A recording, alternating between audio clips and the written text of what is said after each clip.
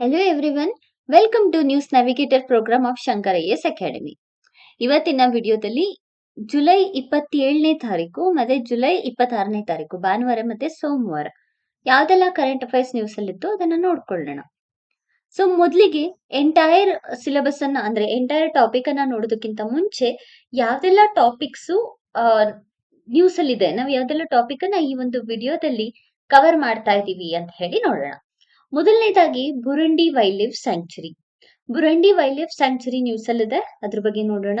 Next ಭವ್ಯ Rasayana scheme. Bhavya Rasayana scheme ಕೂಡ news ಅಲ್ಲಿದೆ, ಅದ್ರ ಬಗ್ಗೆ ಕೂಡ ನೋಡ್ಕೊಳ್ಳೋಣ. ನಂತರ ಮೂರನೇದಾಗಿ ಆರ್ಟ್ ಅಂಡ್ ಕಲ್ಚರ್ ನ ಅಡಿಯಲ್ಲಿ ಉಂಡವಳ್ಳಿ ಕೇವ್ಸ್ ಬಗ್ಗೆ ನೋಡ್ಕೊಳ್ಳೋಣ. ನಂತರ Sarnath ancient Buddhist site, correct ಅಲ್ಲ? ಸೊ ಇದ್ರ ಬಗ್ಗೆ ನೋಡೋಣ. ಲಾಸ್ಟ್ ಅಲ್ಲಿ ಜಿಯೋಗ್ರಫಿ ಅಂಡರ್ ಅಲ್ಲಿ ಸೋನ್ ರಿವರ್ ಬಗ್ಗೆ ನೋಡ್ಕೊಳ್ಳೋಣ. ಸೊ ಮೊದಲನೇದಾಗಿ Burundi wild life sanctuary. Burundi wild life sanctuary ಯಾಕೆ ನ್ಯೂಸ್ ಅಲ್ಲಿದೆ ಅಂತ ಹೇಳಿದ್ರೆ, ಈ ವೈಲ್ಡ್ ಲೈಫ್ ಸ್ಯಾಂಕ್ಚುರಿಯಲ್ಲಿ ಮೊದಲ ಬಾರಿ ಅಂದ್ರೆ ತುಂಬಾ ವರ್ಷಗಳ ನಂತರ ದೋಲೆ ಎವಿಡೆನ್ಸ್ ಅಂದ್ರೆ ದೋಲೆ ಇರೋದು ಕನ್ಫರ್ಮ್ ಆಗಿದೆ. ಯಾವ ಮೂಲಕ ಅವ್ರು ಕನ್ಫರ್ಮ್ ಮಾಡ್ತಿದ್ದಾರೆ ಅಂತ ಹೇಳಿದ್ರೆ, ಕ್ಯಾಮೆರಾ ಟ್ರ್ಯಾಪ್ ಮೆಥಡಾಲಜಿಯ ಮೂಲಕ ನೋಡ್ಬಿಟ್ಟು ಕನ್ಫರ್ಮ್ ಅನ್ನ ಮಾಡ್ತಾ ಇದ್ದಾರೆ. ಸೊ ಈ ಒಂದು wild life sanctuary, Burundi wild life sanctuary ಬಂದು ಅಸ್ಸಾಂ ಅಲ್ಲಿ ಇದೆ. ಸೊ ಅಸ್ಸಾಂನ ಈಸ್ಟರ್ನ್ ಹಿಮಾಲಯನ್ ಫುಟ್ ಹಿಲ್ಸ್ ಅಲ್ಲಿ ನಾವು ಈ ವೈಲ್ಡ್ ಲೈಫ್ ಸ್ಯಾಂಕ್ಚುರಿಯನ್ನ ನೋಡಬಹುದಾಗುತ್ತೆ. ಈಸ್ಟರ್ನ್ ಹಿಮಾಲಯನ್ ಫುಟ್ ಹಿಲ್ಸ್ ಅಲ್ಲಿ and eastern Himalayan foot hills ಅಲ್ಲಿ ಇದೆ, ಅಸ್ಸಾಂ ಅಲ್ಲಿ ಇದೆ ಅಂತ ಹೇಳಿದ್ರೆ, ಸೊ ಇಲ್ಲಿ ಇದು ಇಂಡಿಯಾ ಮತ್ತೆ ಇಂಡಿಯಾ ಮತ್ತೆ ಭೂತಾನ್ ನಡುವೆ ಬಾರ್ಡರ್ ಅನ್ನ ಹೊಂದಿದೆ. ಒಂದ್ ಸೈಡ್ ಭೂತಾನಿಗೆ ಬಾರ್ಡರ್ ಇದ್ರೆ ಇನ್ನೊಂದ್ ಸೈಡ್ ಇಂಡಿಯಾಗೆ ಬಾರ್ಡರ್ ಇರೋದನ್ನ ಕಾಣಬಹುದಾಗುತ್ತೆ. ಅಂದ್ರೆ ಇಂಡಿಯಾದಲ್ಲೇ ಇದೆ, ಇಂಡಿಯಾಗೆ ಬಾರ್ಡರ್ ಮತ್ತೆ ಭೂತಾನ್ಗೆ ಬಾರ್ಡರ್. ಸೊ ಏನು ಬುರುಂಡಿ ಅಂತ ಹೇಳಿದ್ರೆ, ಯಾಕೆ ಬುರುಂಡಿ ಅನ್ನುವಂತಹ ಹೆಸರಿಟ್ರು ಅಂದ್ರೆ, ಬುರುಂಡಿ ಅನ್ನೋದು ಒಂದು ರಿವರ್. ಸೊ ಈ ಒಂದು ವೈಲ್ಡ್ ಲೈಫ್ ಸ್ಯಾಂಕ್ಚುರಿಯ ಪಕ್ಕದಲ್ಲೇ ಹರಿಯತ್ತೆ. ಸೊ ಹಾಗಾಗಿ ಇದನ್ನ ಬುರುಂಡಿ ಅಂತ ಹೇಳಿ ಕರೀಲಾಗುತ್ತೆ. ಸೊ ಯಾವ ಬಾರ್ಡರ್ ಅಲ್ಲಿ ಹರಿಯುತ್ತೆ ಅಂತ ಹೇಳಿದ್ರೆ, ಇದು ವೆಸ್ಟರ್ನ್ ಬಾರ್ಡರ್ ಅಲ್ಲಿ, ಅಂದ್ರೆ ಈ ವೈಲ್ಡ್ ಲೈಫ್ ಸ್ಯಾಂಕ್ಚುರಿ ಏನಿದೆ ಅಲ್ಲ, ಅದರ ವೆಸ್ಟರ್ನ್ ಬಾರ್ಡರ್ ಅಲ್ಲಿ ಬುರುಂಡಿ ರಿವರ್ ಫ್ಲೋ ಆಗುತ್ತೆ.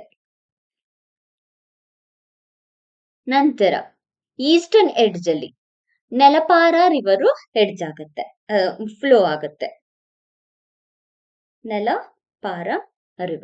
ನೆಲಪಾರ ರಿವರ್ ಈಸ್ಟರ್ನ್ ಎಡ್ಜ್ ಅಲ್ಲಿ ಫ್ಲೋ ಆಗೋದನ್ನ ನಾವು ಕಾಣಬಹುದಾಗುತ್ತೆ. ಯೂಶಲಿ ಇದು ನಾರ್ತ್ ಇಂದ ಸೌತ್ ಕಡೆಗೆ ಫ್ಲೋ ಆಗುತ್ತೆ. ನಂತರ 1980ರಲ್ಲಿ ಇದನ್ನ ವೈಲ್ಡ್ ಲೈಫ್ ಸ್ಯಾಂಕ್ಚುರಿ ಅಂತ ಹೇಳಿ ರೆಕಗ್ನೈಸ್ ಮಾಡಲಾಗುತ್ತೆ. ಯಾತಕ್ಕೋಸ್ಕರ ಇದನ್ನ ವೈಲ್ಡ್ ಲೈಫ್ ಸ್ಯಾಂಕ್ಚುರಿ ಅಂತ ಹೇಳಿ ತರ್ತಾರೆ ಅಂದ್ರೆ, ಇಲ್ಲಿ ಪಿಗ್ಮಿ ಹಾಕ್ಸ್ ಮತ್ತೆ ಹಿಸ್ಪಿಡ್ ಹೇರ್, ಈ ಎರಡು ಸ್ಪೀಸೀಸ್ಗಳು ಎಂಡೇಂಜರ್ಡ್ ಸ್ಪೀಸೀಸ್ಗಳು. ಈ ಸ್ಪೀಸೀಸ್ ಗಳನ್ನ ಪ್ರೊಟೆಕ್ಷನ್ ಮಾಡೋದಕ್ಕೋಸ್ಕರ ಬುರುಂಡಿ ವೈಲ್ಡ್ ಲೈಫ್ ಸ್ಯಾಂಕ್ಚುರಿಯನ್ನ ಇಲ್ಲಿ ಬುರುಂಡಿ ವೈಲ್ಡ್ ಲೈಫ್ ಸ್ಯಾಂಕ್ಚುರಿಯನ್ನ 1980ರಲ್ಲಿ ಎಸ್ಟಾಬ್ಲಿಷ್ ಮಾಡಲಾಗುತ್ತೆ. ನೆಕ್ಸ್ಟ್ ಇಲ್ಲಿ ಇರುವಂತಹ ವೆಜಿಟೇಷನ್ ನೋಡ್ಕೊಂಡ್ರೆ, ಇಲ್ಲಿ ಟ್ರಾಪಿಕಲ್ ಮಾಯಿಸ್ಟ್ ಫಾರೆಸ್ಟ್ ಅನ್ನ ನೋಡಬಹುದಾಗುತ್ತೆ. ಮಾಯಿಸ್ಟ್ ಫಾರೆಸ್ಟಿನ ಜೊತೆಗೆ ವೆಟ್ ಡೆಸಿಡಿಯಸ್ ಫಾರೆಸ್ಟ್ ಅನ್ನ ಕೂಡ ನಾವು ನೋಡಬಹುದು. ಜೊತೆಯಲ್ಲಿ ಡ್ರೈ ಡೆಸಿಡಿಯಸ್ ಅನ್ನು ಕೂಡ ನೋಡಬಹುದು. ಎರಡರದ್ದು ಮಿಕ್ಸ್ಚರ್ ಇರುವಂತಹ ಪ್ಲೇಸ್ ಈ ಒಂದು ವೈಲ್ಡ್ ಲೈಫ್ ಸ್ಯಾಂಕ್ಚುರಿ. ಸೊ ಈಗ ನ್ಯೂಸ್ ಅಲ್ಲಿ ಧೋಲೆ ಇರೋದ್ರಿಂದ, ವಾಟ್ ಎಕ್ಸಾಕ್ಟ್ಲಿ ದ ಧೋಲೆ? ಧೋಲೆ ಅನ್ನೋದು ವೈಲ್ಡ್ ಡಾಗ್. ಸೊ ಇದನ್ನ ವೈಲ್ಡ್ ಡಾಗ್ ಅಂತ ಹೇಳಿ ಕರೆಯಲಾಗತ್ತೆ, ಎಸ್ಪೆಷಲಿ ಏಷಿಯನ್ ವೈಲ್ಡ್ ಡಾಗ್ ಅಂತ. ಏಷಿಯನ್ ವೈಲ್ಡ್ ಡಾಗ್ ಅಂತ ಹೇಳಿ ಕರೆಯಲಾಗತ್ತೆ. ಅದ್ರ ಜೊತೆಗೆ ಇದನ್ನ ವಿಸ್ಲಿಂಗ್ ಡಾಗ್ ಅಂತ ಕೂಡ ಕರೀತಾರೆ, ರೆಡ್ ಹುಲ್ಫ್ ಅಂತ ಕೂಡ ಕರೆಯಲಾಗುತ್ತೆ. ನೆಕ್ಸ್ಟ್ ರೆಡ್ ಡಾಗ್ ಅಂತ ಕೂಡ ಕರೀತಾರೆ, ಮೌಂಟೇನ್ ಉಲ್ಫ್ ಅಂತ ಕೂಡ ಕರೀತಾರೆ. ಹೀಗೆ ಬೇರೆ ಬೇರೆ ರೀತಿಯಾದಂತಹ ಹೆಸರಿಂದ ಈ ಒಂದು ದೋಲೆಯನ್ನ ಕರೆಯಲಾಗುತ್ತೆ. ಸೊ ಯೂಶಲಿ ಬರೀ ಹಿಮಾಲಯನ್ ರೀಜನ್ ಅಲ್ಲಿ ಅಷ್ಟೇ ಸಿಗುತ್ತಾ? ಇಲ್ಲ, ವೆಸ್ಟರ್ನ್ ಘಾಟ್ಸ್ ಅಲ್ಲೂ ಸಿಗುತ್ತೆ, ಈಸ್ಟರ್ನ್ ಘಾಟ್ಸ್ ಅಲ್ಲೂ ನಾವು ನೋಡಬಹುದಾಗುತ್ತೆ, ಮತ್ತೆ ನಾರ್ತ್ ಈಸ್ಟರ್ನ್ ಇಂಡಿಯಾದಲ್ಲೂ ಕೂಡ ಈ ಸ್ಪೀಸೀಸ್ ಅನ್ನ ನೋಡಬಹುದು. IUCN ಕೆಟಗರಿಯ ಅಡಿಯಲ್ಲಿ ಇದನ್ನ ಎಂಡೇಂಜರ್ಡ್ ಅಲ್ಲಿ ಇಟ್ಟು ಪ್ರೊಟೆಕ್ಷನ್ ಮಾಡ್ತಾ ಇದ್ದಾರೆ. ಎಂಡೇಂಜರ್ಡ್ ಲಿಸ್ಟ್ ಅಂಡರ್ ಅಲ್ಲಿ ಇಟ್ಟು ರಕ್ಷಣೆಯನ್ನ ಕೊಡ್ಲಾಗ್ತಿದೆ ಈ ಒಂದು ವೈಲ್ಡ್ ಡಾಗ್ಗೆ.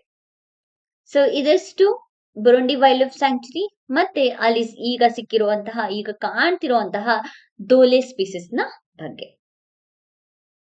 ನೆಕ್ಸ್ಟ್ ಇದರ ಬಗ್ಗೆ ಒಂದು ಕ್ವಶನ್ ನೋಡ್ಕೊಳ್ಳೋಣ. Consider the following statement regarding Barnadi wild life sanctuary.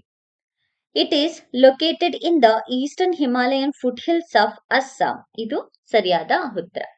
ಎರಡನೇದು, it was primarily establish to protect the one horned rhinos. One horned rhinos ಅಲ್ಲ, 1980ರಲ್ಲಿ ಇದನ್ನ ಹಿಸ್ಪಿಡ್ ಹಿಯರ್ ಮತ್ತೆ ಪಿಗ್ಮಿ ಹಾಗ್ ಅನ್ನ ಪ್ರೊಟೆಕ್ಷನ್ ಮಾಡೋದಕ್ಕೆ ಅಂತ ಯೂಸ್ ಮಾಡ್ತಾ ಇದೀವಿ ಅಂತ ಹೇಳಿದೆ. ಕರೆಕ್ಟ್ ಅಲ್ಲ?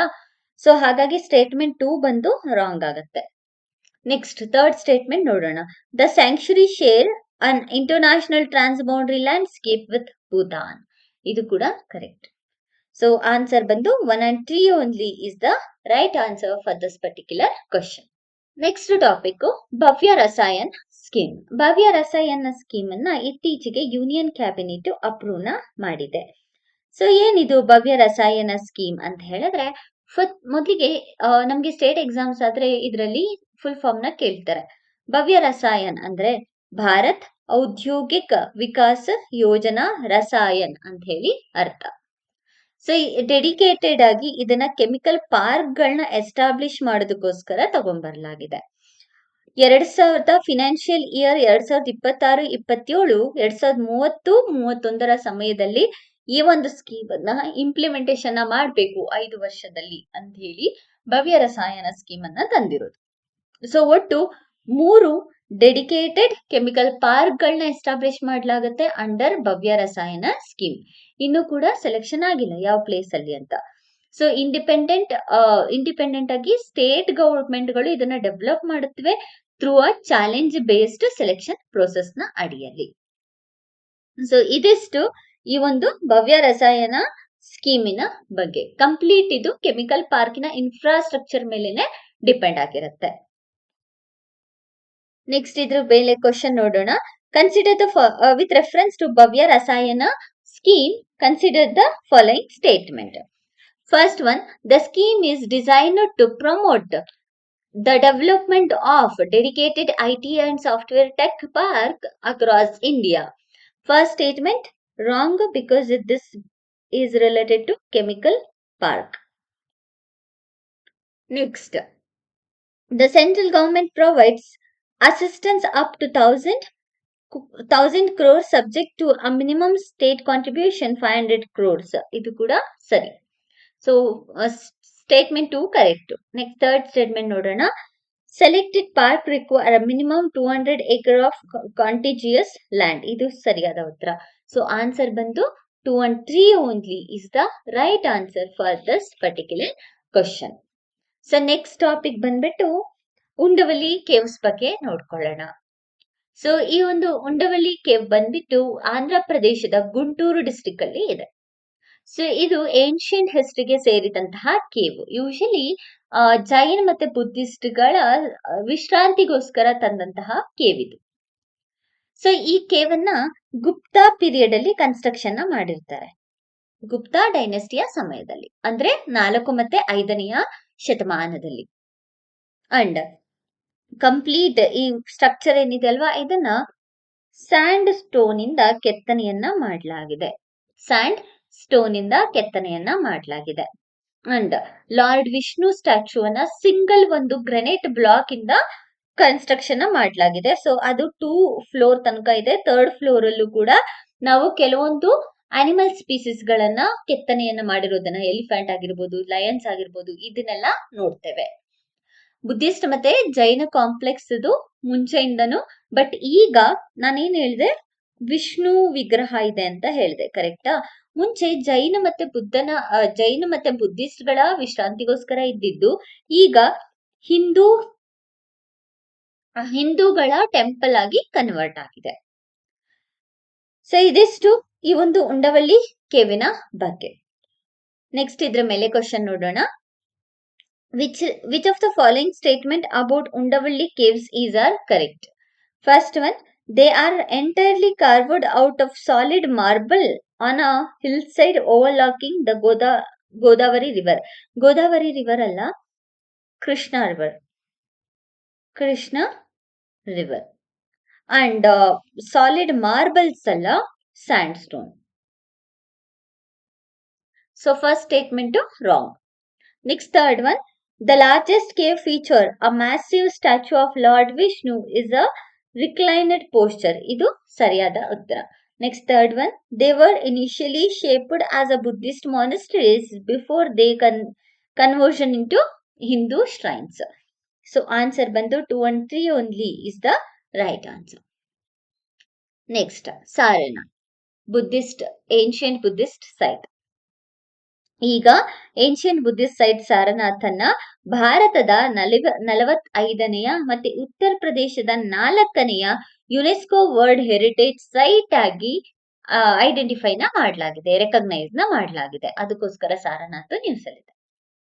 ಸಾರನಾಥ್ ವಾರಣಾಸಿ, ಉತ್ತರ ಪ್ರದೇಶದ ವಾರಣಾಸಿಯಲ್ಲಿ ಇರುವಂತಹ ಸೈಟ್.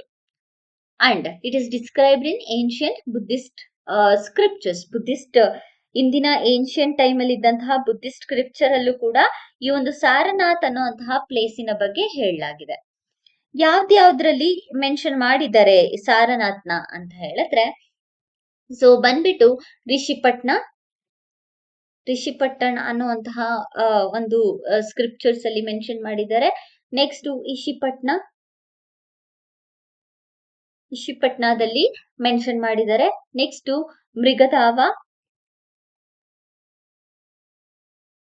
ಮೃಗದಾವದಲ್ಲೂ ಕೂಡ ಮೆನ್ಷನ್ ಮಾಡಿದ್ದಾರೆ ಈ ಒಂದು ಸಾರನಾಥದ ಬಗ್ಗೆ. ಸೊ ಇದು ಉತ್ತರ ಪ್ರದೇಶದ 4ನೆಯ ವರ್ಲ್ಡ್ ಹೆರಿಟೇಜ್ ಸೈಟ್. ಬುದ್ಧ ಅವರ ಎನ್ಲೈನ್ಮೆಂಟ್ ಆದ್ಮೇಲೆ ಅವರು ಇಲ್ಲಿ ಮೊದಲ ಬಾರಿಗೆ ತಮ್ಮ ಮೊದಲ ಸಮನ್ನ ಮಾಡಿದ್ದು. ಸೊ ಅದಕ್ಕೆ ಸಾರನಾಥ ಸೈಟು ಬುದ್ಧಿಸ್ಟ್ಗೆ ತುಂಬಾ ಪಿಲಿಗ್ರಿಮೇಜ್ ಸೈಟ್ ಆಗಿ ಕನ್ವರ್ಟ್ ಆಗಿರೋದು. ಅಂಡ್ ಇದರಲ್ಲಿ 2 ಕಾಂಪೋನೆಂಟ್ಸ್ ನ ನೋಡ್ಬೋದು. ಒಂದು ಚೌಕಂಡಿ ಸ್ತೂಪ, ಇಲ್ಲಿ ಚೌಕಂಡಿ ಸ್ತೂಪ ಇದೆ.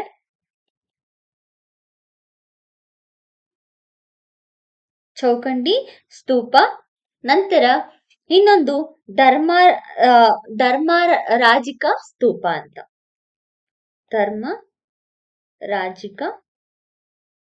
ಸ್ತೂಪ. ಸೊ ಈ ರೀತಿಯ 2 ಸ್ತೂಪಗಳನ್ನ ನಾವಿಲ್ಲಿ ನೋಡಬಹುದಾಗತ್ತೆ. ಸೊ ಈ ಚೌಕಂಡಿ ಸ್ತೂಪದ ಜೊತೆಗೆ ಬೇರೆ ಬೇರೆ ಸ್ತೂಪ ಮತ್ತೆ ವಿಹಾರಗಳನ್ನ ಕೂಡ ನೋಡಬಹುದಾಗತ್ತೆ. ಅಶೋಕನ್ ಪಿಲ್ಲರ್ಸ್ ಅನ್ನ ಕೂಡ ನಾವಿಲ್ಲಿ ನೋಡಬಹುದಾಗತ್ತೆ. ಧಾಮಿಕ್ ಸ್ತೂಪವನ್ನ ನೋಡ್ತೀವಿ, ಧರ್ಮರಾಜಿಕ ಸ್ತೂಪವನ್ನ ನೋಡ್ತೀವಿ, ಮಲಗಂಧ ಕುಟಿ ಅಂತ ಹೇಳಿ ವಿಹಾರ ಇದೆ, ಅದನ್ನು ಕೂಡ ಇಲ್ಲಿ ನೋಡಬಹುದಾಗತ್ತೆ. ಹೀಗೆ ಬೇರೆ ಬೇರೆ ರೀತಿಯಾದಂತಹ ಆರ್ಕಿಯಾಲಜಿಸ್ಟ್ ರಿಮೈನ್ಸ್ ಗಳನ್ನ ನಾವು ಸಾರನಾಥ್ ಅಲ್ಲಿ ಕಾಣಬಹುದು. ಸೊ ಇದರ ಮೇಲೆ ಒಂದು ಕ್ವಶನ್ ನೋಡೋಣ. Regarding the ancient site Saranatha, which of the following statement is incorrect? First one, it is sacred site where Lord Buddha delivered at his first sermon to humanity. ಈ statement correct, but answer ಬಂದು incorrect ಅನ್ನ identify ಮಾಡಕ್ ಹೇಳಿರೋದು. Correct ಅಲ್ಲ? Next, the archaeological remains at the site include the Dhamek stupa, Ashokan pillar. ಇದು ಕೂಡ ಸರಿ. Next, it is the exact location where lord Buddha attained his enlightenment. ಇದು ರಾಂಗ್. ಇಲ್ಲಿ ಫಸ್ಟ್ ಸರಮನ್ ಆಗಿದ್ದು ಎನ್ಲೈಟ್ಮೆಂಟ್ ಅಲ್ಲ. ಸೊ ಆನ್ಸರ್ ಬಂದು C only is the right answer. Next, Son river ಬಗ್ಗೆ ನೋಡ್ಕೊಳ್ಳೋಣ. ಸೋನ್ ರಿವರ್ ನ ಸನ್ ರಿವರ್ ಅಂತ ಕೂಡ ಕರೆಯಲಾಗತ್ತೆ. ಸೊ ಇದು ಗಂಗಾ ರಿವರ್ ನ ಟ್ರಿಬ್ಯೂಟರಿ. ಮುಂಚೆ ಯಮುನಾ ರಿವರ್ ನ ಟ್ರಿಬ್ಯೂಟರಿ, ಅದಾದ್ಮೇಲೆ ಗಂಗಾ ರಿವರಿನ ಟ್ರಿಬ್ಯೂಟರಿ.